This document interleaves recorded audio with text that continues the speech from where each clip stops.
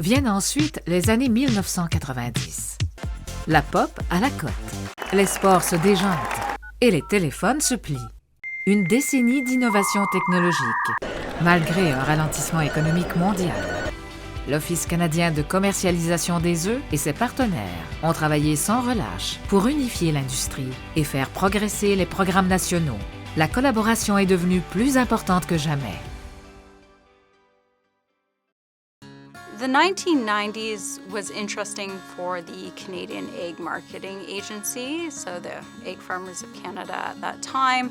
They were trying to figure out how to reduce the costs of their surplus production program. They were also in interesting negotiations with the Northwest Territories. And ultimately, it resulted in the success of an agreement where they were awarded certain levels of quota and production, and this was really seen as a success at the time. Au début des années 90, le marché de l'azot de production était en baisse. Une des principales raisons étant la phobie du cholestérol. Mais avec les programmes qu'on a faits, c'est surtout des programmes par écrit. On a eu des programmes télévisés, mais c'était plus au niveau des médecins, du personnel de la santé. On mettait des pamphlets dans les salles d'attente où les gens pouvaient lire, puis voir que la recherche prouvait que les œufs n'étaient pas si mauvais que ça pour la santé. Au milieu des années 90, on a assisté à un élargissement. On a augmenté le nombre de personnes qui siégeaient autour de la table du conseil d'administration. Et je pense que c'est une excellente idée. Parce qu'en mettant l'entour de la table tous les partenaires de l'industrie, on pouvait mieux cibler les problèmes du début à la fin. The St. Andrews Accord was a result of many years of discussion, negotiation amongst us as provincial partners, and was another one of the key agreements among us as farmers. And I view it as a stepping stone of looking to the future as to how we were going to allocate production, how we were going to finance the growth of industrial product with the goal of supplying the consumer with all of the egg products that they require.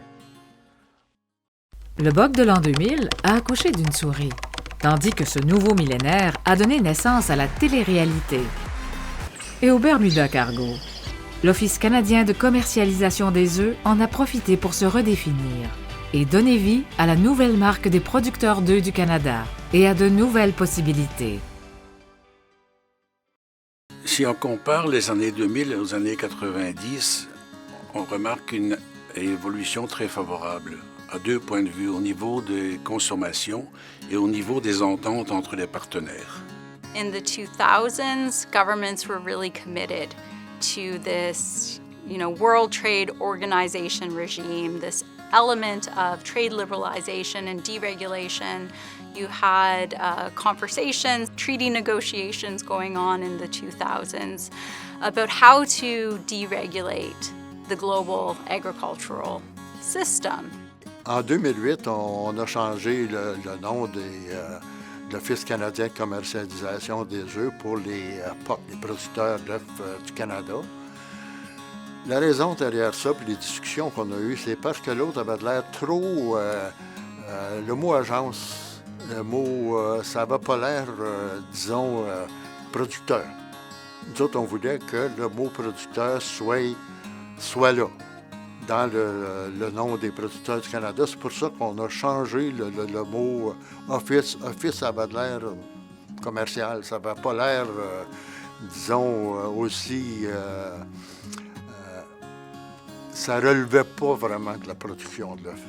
On n'allait pas direct, mettons, au producteur. Le producteur n'était pas impliqué là-dedans. Il paraît comme si le producteur n'avait pas été impliqué dans ça.